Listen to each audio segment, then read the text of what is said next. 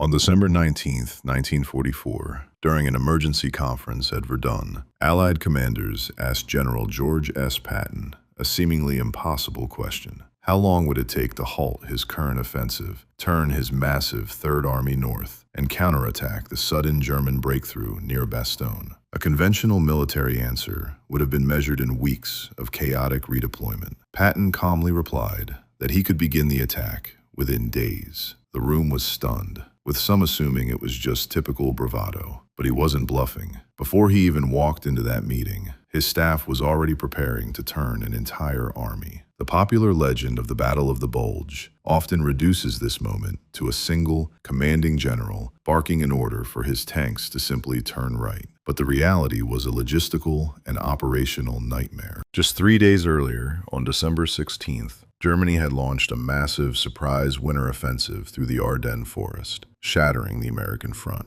The vital crossroads town of Bastogne rapidly devolved into a desperate, surrounded defensive hub. Meanwhile, the main forces of the Third Army were heavily engaged much farther south. They were locked in combat, facing east, and actively pushing toward the Saar. Their supply routes, artillery positions, fuel depots, and communications networks were entirely committed to a totally different offensive plan. Turning an army does not mean just steering a column of vehicles at an intersection. It requires halting existing attacks, carefully withdrawing divisions from active combat without leaving the current front exposed, assigning new assembly areas, and plotting fresh routes across icy winter roads. It means moving massive field hospitals, heavy artillery, repair units, and command posts, while seamlessly redirecting the endless columns of ammunition and fuel trucks that keep the entire machine alive. The true battle was against the colossal inertia of an enormous military system oriented in the wrong direction. The central question was no longer just about battlefield tactics. It was whether this incredibly heavy machine of men, fuel, and steel could physically pivot its entire structure and break through the snow before the isolated defenders of Bastogne were annihilated. To understand the sheer mechanics of what was about to happen, you have to look at the ground the Third Army was already occupying. On the eve of the crisis, hundreds of thousands of American soldiers were heavily committed to a brutal winter campaign aimed squarely at the Saar region of Germany. Their artillery batteries were dug into frozen mud, firing coordinates calculated for eastern targets. Supply dumps, mountains of artillery shells, and thousands of jerry cans of gasoline were staged deliberately behind eastern-facing lines. Mobile field hospitals were operating at maximum capacity, receiving casualties from ongoing assaults. Every telegraph wire, every radio relay, every logistical artery was flowing in one direction. To suddenly order this massive machine to stop, turn 90 degrees to the north, and launch a new offensive was a defiance of physical reality. The most dangerous phase of this mechanical pivot was the act of disengagement. You cannot simply blow a whistle and tell an engaged army to turn its back on the enemy. Across the Saar front, infantry battalions were locked in close-quarters combat. If these divisions suddenly vanished from the line to rush toward Bastogne, they would leave a gaping vacuum, a massive hole the Germans would instantly exploit to create a second catastrophic breakthrough. The withdrawal had to be a masterpiece of deception. Heavy armor and motorized infantry were quietly extracted under the cover of darkness. To mask the movement, skeleton crews were left behind in the freezing trenches. These isolated detachments were ordered to maintain normal radio traffic and keep up intermittent artillery fire, projecting the illusion of a fully occupied front line. They stretched themselves incredibly thin, risking annihilation if the enemy realized the trenches opposite them were hollow. Behind the lines, the teardown was equally brutal. An army is a sprawling, temporary city requiring immense infrastructure to survive. To move north, that city had to be dismantled overnight. Quartermaster units scrambled in the freezing cold to load thousands of tons of supplies back onto transport trucks. Medical personnel and mobile surgical units packed up operating tables and blood plasma, loading ambulances while stabilizing the wounded for transport. Heavy 155mm howitzers, their spades frozen solid into the earth, had to be violently pried loose, hitched to prime movers, and hauled toward hastily designated staging areas. Simultaneously, the entire nervous system of the Third Army had to be ripped out and rebuilt. Secure military coordination relied on hundreds of miles of physical telephone wire. The Signal Corps had spent weeks stringing heavy black cables through forests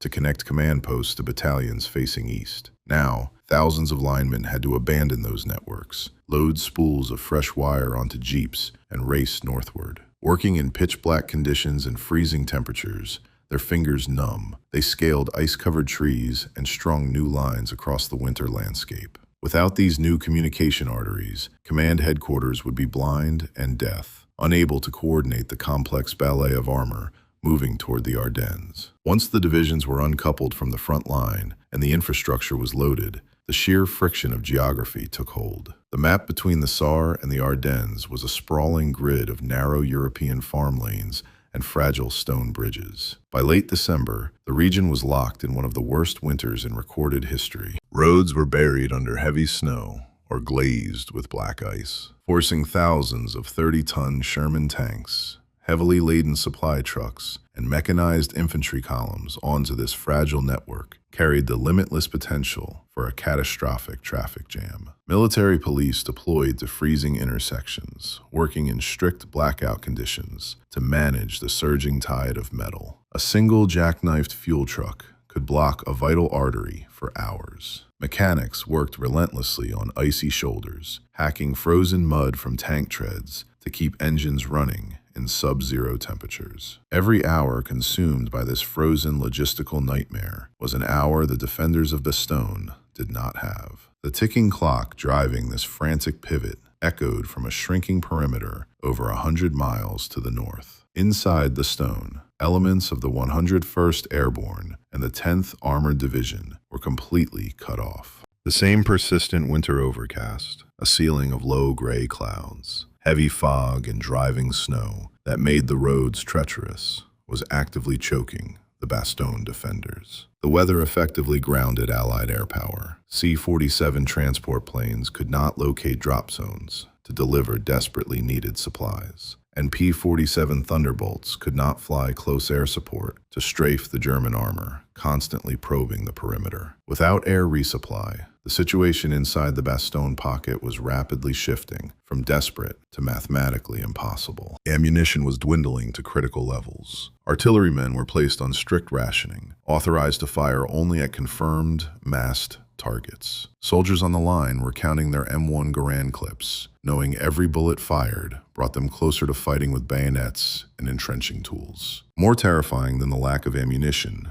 was the collapse of medical support. Early in the siege, the 101st Airborne's main medical company had been overrun and captured. The remaining medics operated in the freezing basements of churches and seminaries with virtually no supplies. There was no morphine to dull the agony of shrapnel wounds, no penicillin, and no surgical instruments. Wounded paratroopers were wrapped in repurposed parachutes, lying on cold stone floors as the temperature plummeted. The defenders were bleeding out, freezing, and running out of bullets, surrounded by an enemy massing for a crushing blow. They were holding the crossroads by sheer force of will, but will alone could not stop German panzers indefinitely. They needed a lifeline of steel before the perimeter fractured completely. This was the crushing reality of Patton's promise. He was fighting a race against physics, weather, and time. In the history of modern warfare, forcefully disengaging an active field army, flipping its logistical tail, and hurling it northward across frozen terrain almost always guarantees a spectacular operational collapse. By every conventional military metric, the road should have clogged into a paralyzed graveyard of vehicles. The command structure should have lost all cohesion, and the offensive should have disintegrated before it even crossed the line of departure. Yet, the Third Army did not collapse. The massive machine actually turned.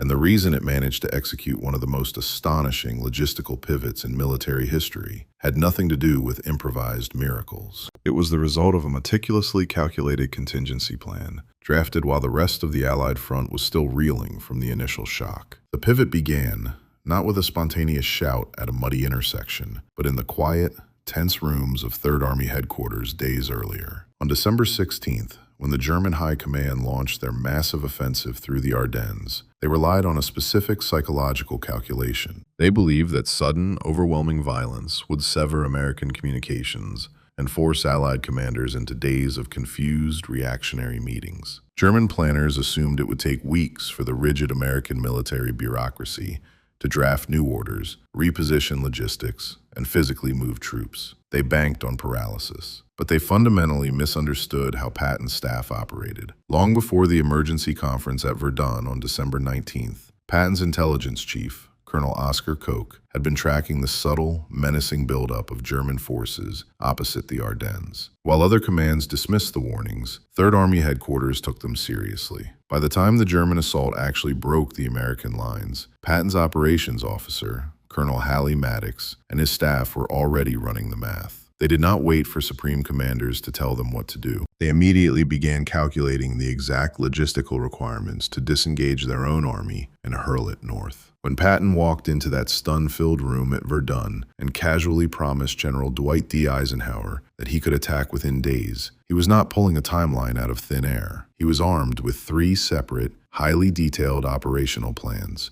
drawn up in advance by his staff. These were not rough sketches. They contained pre-calculated march tables, identified alternative supply dumps, mapped out road networks capable of handling heavy armor, and designated exact assembly areas for the 4th Armored Division and the 26th and 80th Infantry Divisions. The command structure had already solved the complex algebra of turning an army. The unseen race during those critical first days was a clash of assumptions. The Germans assumed the Americans were paralyzed, frozen in a defensive crouch while their high command debated the next move. In reality, Patton's logistical network was already aggressively realigning the chessboard. Following the Verdun conference, it took only a single telephone call back to Third Army headquarters to activate the machine. A simple code phrase was spoken over the wire, and those theoretical blueprints instantly became binding operational orders. Typewriters clattered out march directives by the thousands. Staff officers immediately dispatched military police detachments to secure critical crossroads before the first tanks even fired their engines. Quartermasters instantly shifted the destination tags on hundreds of fuel and ammunition convoys, routing them away from the Saar and toward the Ardennes. The paper reality was complete, shifting the momentum of the war faster than German intelligence could ever have predicted. But planning a massive, multi-division pivot inside a warm, secure headquarters was only the opening move. Now, the ink on those carefully drafted orders had to meet the brutal, freezing reality of the European winter, forcing tens of thousands of men and thousands of tons of steel out onto the unforgiving ice. At exactly 6 in the morning on Friday, December 22nd, 1944, the theoretical blueprints of the Third Army finally ignited into physical motion. Major General John Milliken's Third Corps officially crossed the line of departure, initiating the massive counterattack northward. This was the tip of Patton's improvised spear, a colossal wedge of men and steel violently thrust into the southern flank of the German Bulge. 3 entire divisions surged forward simultaneously, plunging into the bitter darkness of the winter morning. On the right flank,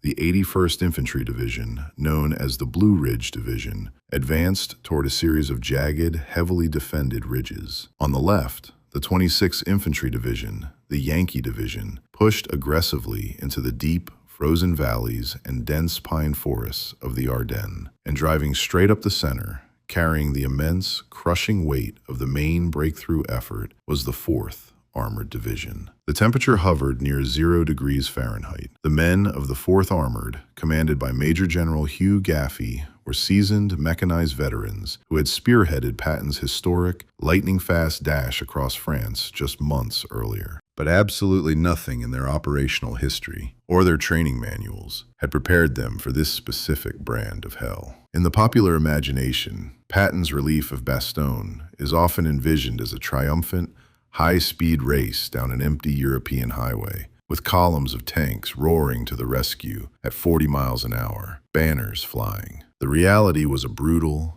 agonizing, and freezing crawl. When the lead elements of the Third Corps hit the throttle and marched forward that morning, they did not find an open road. They hit a solid, blinding wall of white. The environment itself immediately became the primary enemy, asserting a level of operational friction that threatened to stall the offensive before it even gained momentum. A creeping, dense fog mixed with driving horizontal snow, dropping visibility to near absolute zero. Tank commanders, buttoned up inside their steel turrets against the biting cold, found their periscopes icing over within minutes. To see anything at all, they were forced to stand exposed in open hatches, their faces lashed by ice and wind, peering blindly into the gray void, becoming prime targets for enemy snipers. The infantrymen of the 26th and 80th Divisions suffered even more intimately. They did not have the luxury of armored hulls or engine heat. Tens of thousands of American riflemen marched into the Ardennes on foot. Stepping into knee-deep snowdrifts, the American military supply chain had completely failed to equip them for a deep winter campaign. Very few possessed specialized winter footwear, like insulated shoe packs. The vast majority were marching in standard-issue leather combat boots, wrapped in canvas leggings, which immediately soaked through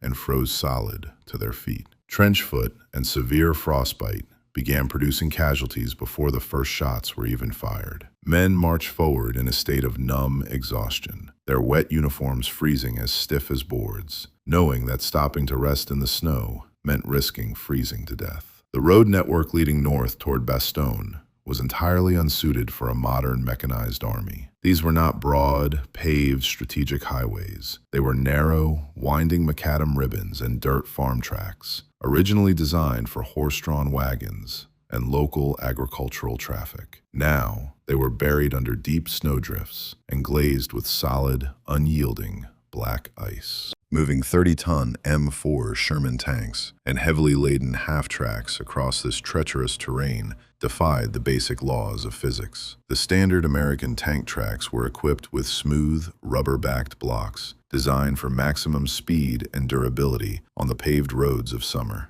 On solid ice, they offered zero traction. The massive combat vehicles functioned like uncontrollable steel sleds. Tanks routinely slid off the highly cambered roads, plunging into deep drainage ditches, throwing their heavy steel tracks, and instantly blocking the entire column of vehicles trapped behind them. Desperate mechanics worked through the night to weld improvised steel extensions, known as duckbills, onto the edges of the tank tracks to increase flotation in the snow. But against sheer ice, the metal simply spun uselessly. Waiting for them in this frozen, paralyzed labyrinth was a highly capable, entrenched, and deeply motivated enemy. The German 7th Army, forming the southern shoulder of the Ardennes offensive, had not been sitting idle while Patton's staff made their plans. German Fallschirmjäger, elite paratroopers of the 5th Parachute Division, alongside hardened Volksgrenadier infantry units, had established a brilliant, lethal, and layered rearguard defense. They utilized the claustrophobic terrain of the Ardennes perfectly. They felled massive, ancient pine trees across the narrowest defiles, creating impenetrable timber barricades. They laced these felled trees with hidden Teller anti-tank mines and complex networks of tripwired explosives. As the American armored columns inevitably halted, their engines idling loudly as engineers moved up to clear the roadblocks, German infantry hidden deep in the snow-draped forests unleashed devastating ambushes. They struck from elevated positions with Panzerfaust anti-tank rockets, capable of punching through the Sherman's side armor, and raked the exposed infantry with blistering fire from MG-42 machine guns. Every major crossroad, every stone bridge, and every clearing had been carefully surveyed and pre-registered by German artillery spotters. The exact moment an American column stalled on the ice, the winter sky would tear open with incoming mortar and heavy howitzer fire. This was not a sprint to glory. It was a bloody, methodical meat grinder, fought yard by yard, tree line by tree line, in the freezing mist. Yet, despite the ferocity of this localized tactical resistance, the broader German high command remained dangerously blind to the strategic scale of what was hitting them. To understand the sheer shock of Patton's maneuver, one must look at the intelligence maps inside German headquarters during those first critical hours. Initially, when German frontline outposts radioed frantic reports of heavy American armor probing their southern flank, senior German commanders outright dismissed the intelligence. The officers at OB West, the supreme German command in the West, under Field Marshal Gerd von Rundstedt, relied on rigid, orthodox military mathematics. They knew with absolute certainty that the American Third Army was heavily engaged in the Saar region, miles away, facing east, and fully committed to a different battle. According to standard German logistical doctrine, forcefully extracting an engaged army, refitting it, and redirecting it for a major counteroffensive would take the Americans a minimum of 2 weeks. When the first visual confirmations of the 4th Armored Division's distinctive insignia were relayed back to headquarters by surviving German scouts, staff officers assumed it was a misidentification. At most, they believed it was a localized deployment of a single, small reserve unit thrown in desperation. A rapid, multi-division redeployment executed in a matter of days was deemed mathematically and physically impossible. But as December 22nd wore on, the reports stopped being isolated skirmishes and turned into a flood of structural panic. Entire American infantry regiments were violently forcing crossings over the Shore River. Hundreds of tanks were appearing like ghosts out of the blizzard, coordinating with massive, rolling artillery barrages that shattered the German forward positions. The arrogant dismissal inside German command posts rapidly dissolved into deep, systemic alarm. The impossible was happening right in front of them. The rigid, carefully constructed calculations of the German general staff collapsed as they realized that an entire American field army had shifted fronts faster than the German intelligence apparatus could process the information. General Hasso von Manteuffel, commanding the 5th Panzer Army, which was currently orchestrating the strangulation of Bastogne, was suddenly confronted with a catastrophic threat to his rear echelons. His southern flank was not just being probed, it was about to be torn completely open. If Patton's forces severed the road networks behind the German advance, they would cut off the vital supply arteries feeding the entire German winter offensive. The German command was forced into a desperate scramble, frantically pulling elite panzer units away from their primary objective, the encirclement of Bastogne, just to throw them into the path of Patton's advancing juggernaut to buy time. Patton's speed and the logistical agility of his staff had not only surprised the enemy, they had successfully derailed the operational timetable of the entire German offensive before Bastogne even fell. But back on the ground, the reality of the American advance was bleeding momentum by the hour. The logistical friction of the Winter War was pushing the absolute limits of human endurance and mechanical capability. The armored spearhead of the 4th Armored Division grabbed the historical headlines, but the actual, physical forward movement of the Army relied entirely on men fighting the environment with hand tools. Combat engineers became the unsung, desperate heroes of the push north. To keep the armor moving, engineering battalions were constantly thrust to the very front of the columns, operating ahead of the tanks. Operating in sub-zero temperatures,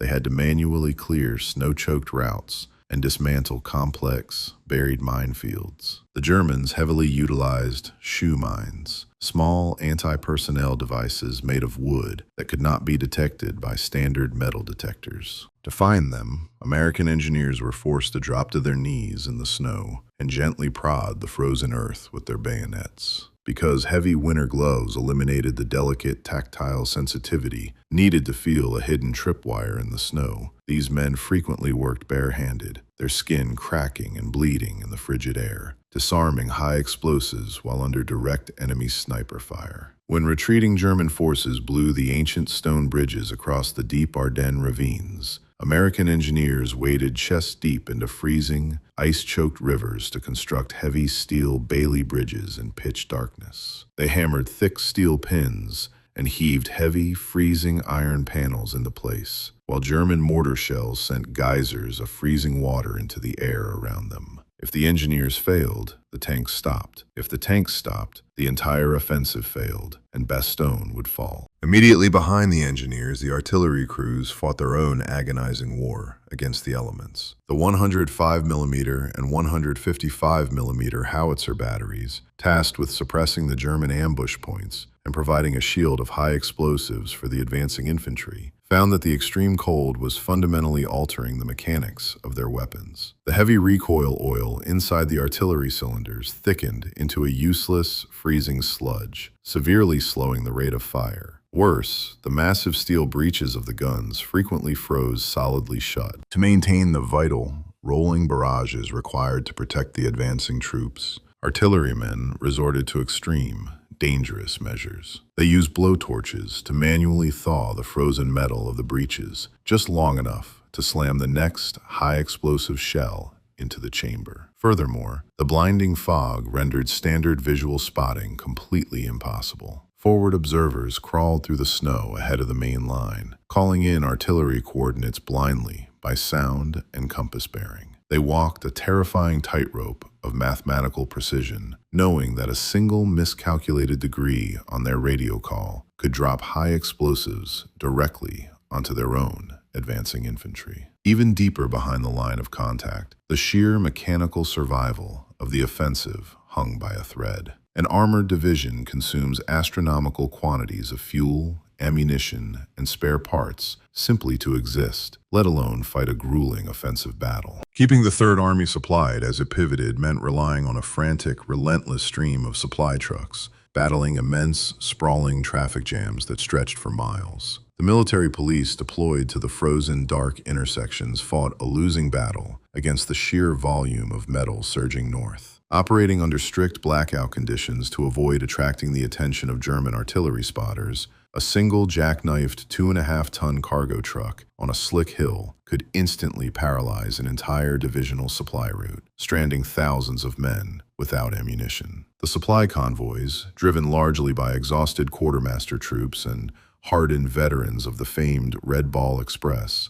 navigated icy, treacherous mountain passes without headlights, relying entirely on the dim, slick glow of standard-issue blackout drive lamps. They drove heavy trucks loaded to the brim with highly volatile, high-octane aviation fuel and high-explosive artillery shells. Every driver knew that a single slip on the black ice would send them careening off a steep embankment, or that a single stray German tracer round igniting their cargo would instantly vaporize them. The traffic management was a nightmare of priority. Empty ambulances desperately trying to maneuver down icy hills with critical casualties, or forced to violently squeeze past massive tank recovery vehicles grinding their way up. When the machinery inevitably broke down under the immense strain, the mechanics of the armored recovery units stepped into their own freezing, oil-soaked nightmare. Repairing a combat-damaged Sherman tank or replacing a thrown steel track is back-breaking, grueling labor under the best of summer conditions. In the teeth of an Ardennes blizzard, it was a profound test of sheer human survival. Heavy steel wrenches and pry bars froze instantly to unprotected human skin, tearing off layers of flesh when pulled away. Mechanics crawled into the frozen mud under heavy tarpaulins, sometimes routing the exhaust pipes of running jeeps directly into their enclosed workspaces, just to raise the temperature enough to keep their hands from succumbing entirely to severe frostbite. They worked relentlessly, day and night, cannibalizing parts from completely destroyed vehicles to meticulously weld onto damaged ones, desperate to return every single available gun to the front line. This monumental, largely invisible logistical effort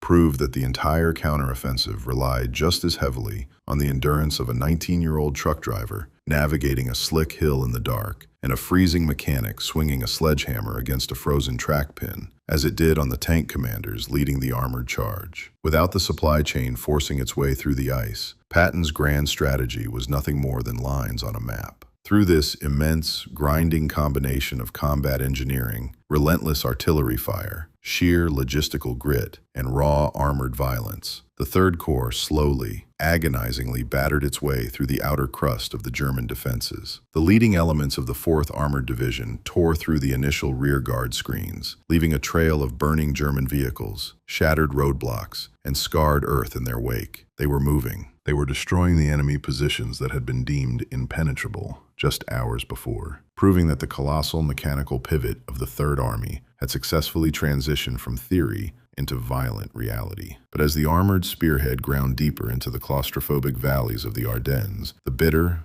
overarching reality of the operation fully materialized. The expected clean, rapid victory was nowhere to be found. The Germans were rapidly recovering from their initial strategic shock. Recognizing the existential threat to their encirclement of Bastogne, the German High Command was rapidly throwing heavier, more heavily armed panzer units, including fearsome Tiger and Panther tanks, directly into the narrow corridors of the American advance. Every single mile gained was now being paid for in massive quantities of blood, frozen steel, and agonizingly precious time. The environmental and logistical friction had not abated. It was compounding with every step north. The American forces had successfully executed the impossible maneuver. They had violently shifted the momentum of the war, and they had shattered the first line of German resistance. Yet, as the exhausted crews stared through their iced-over periscopes into the blinding, relentless snow of the Ardennes, the crushing weight of the situation set in. They realized the operation was not going to be a swift cavalry charge to the rescue. It was a slow, brutal, mechanical meat grinder, and the hardest, most desperate fighting to reach the trapped defenders of Bastogne was still waiting for them in the dark. When the leading American armor finally battered its way through the last layers of German resistance and punched a hole into the Bastogne perimeter, the popular narrative suggests the siege simply ended. The Hollywood image dictates a clean resolution, exhausted defenders cheering as columns of Shermans roll safely into the town square, signaling a definitive, triumphant victory. But on the ground, the tactical reality offered no such relief. The arrival of the Third Army did not instantly shatter the enemy or break the German winter offensive. Instead, the breakthrough created an incredibly precarious, highly volatile nightmare. The newly forged corridor connecting Bastogne to the American lines in the south was not a secure, broad highway. It was a fragile, bleeding artery, in some places barely 300 yards wide. Rather than retreating in defeat, the German forces immediately adapted to the breach. Panzer divisions and Volksgrenadier units simply shifted their focus from assaulting the town itself to attacking the incredibly vulnerable flanks of this new American lifeline. The corridor became a gauntlet of concentrated fire. German artillery spotters, holding the high ground overlooking the narrow route, rained continuous, heavy howitzer shells onto the unarmored supply trucks and half-tracks attempting to drive into the city. The successful linkup did not miraculously rescue Bastogne. It fundamentally transformed the geometry of the battlefield. The crossroads town went from being an isolated, surrounded pocket to the exposed tip of a massive, heavily contested salient thrust deep into enemy territory. It was a salient that now demanded a relentless, desperate flow of reinforcements just to prevent the jaws of the German army from snapping shut again. If this narrow corridor collapsed, the newly arrived armored spearheads would be trapped inside the pocket alongside the airborne defenders, turning a tactical crisis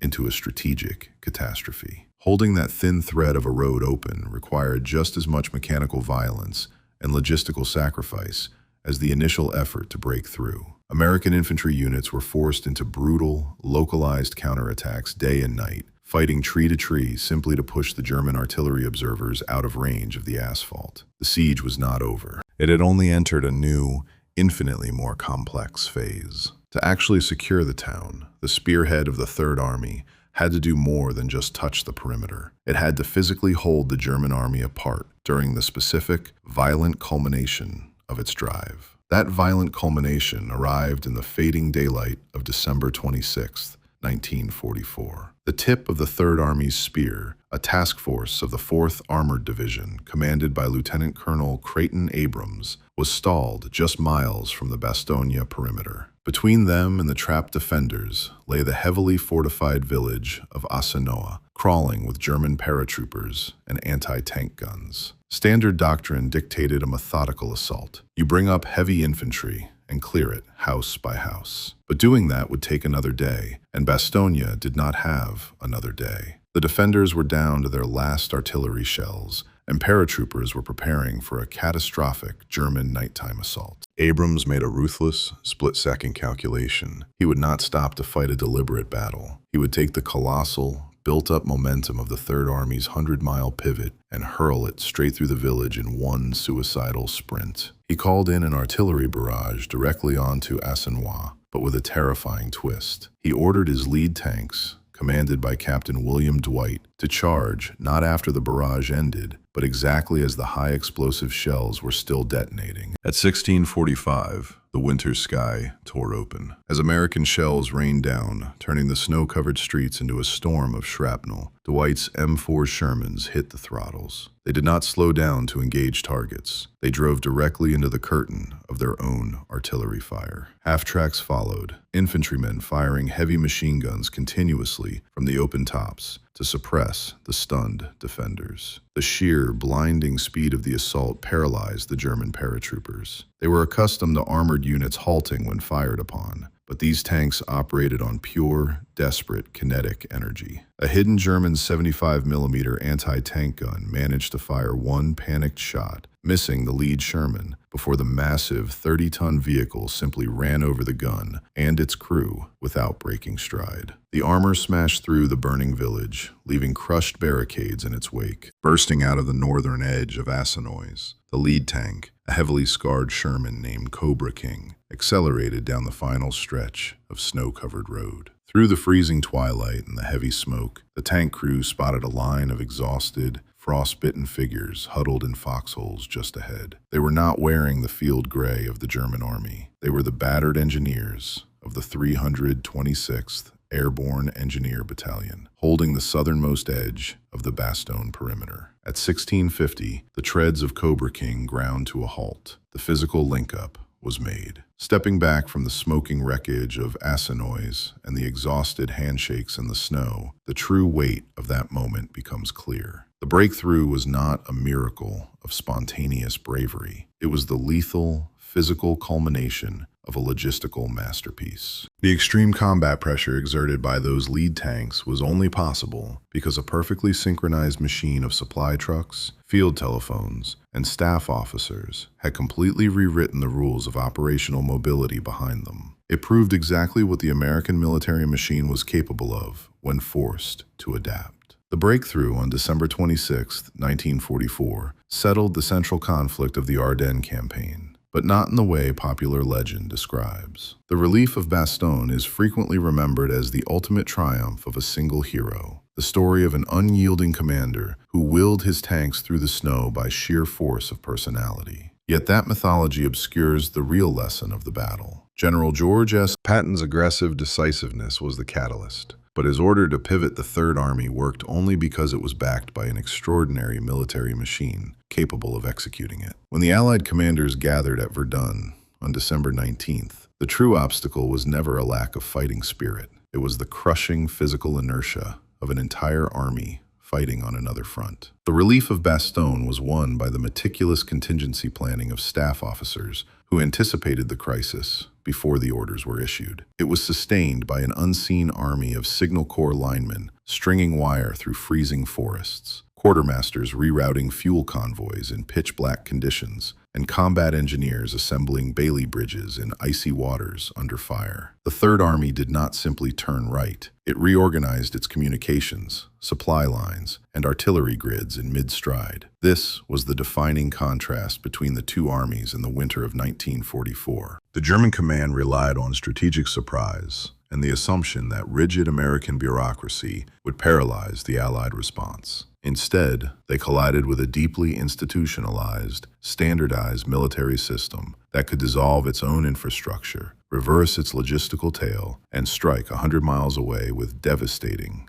kinetic speed. The ultimate strength revealed in the Ardennes was not just American firepower, but operational agility. The Germans expected the Americans to need time to recover from the blow. Instead, one of the largest armies on the Western Front stopped fighting one war, turned north, and began another before the German command could exploit its own success. The German High Command bet the entirety of their winter offensive on the assumption of Allied paralysis, calculating that systemic shock would buy them the weeks necessary to secure the Ardennes and fracture the coalition. They fundamentally failed to account for the mechanical velocity of the Third Army, whose true legacy is not the myth of a single general barking orders, but the reality of a logistical empire dismantling its own active front line to rotate 90 degrees on a frozen axis. Berlin banked on an opponent needing weeks to recover, but instead collided with a relentless machine that simply abandoned one war, pivoted through the snow, and ignited another before the enemy could even consolidate its initial breakthrough.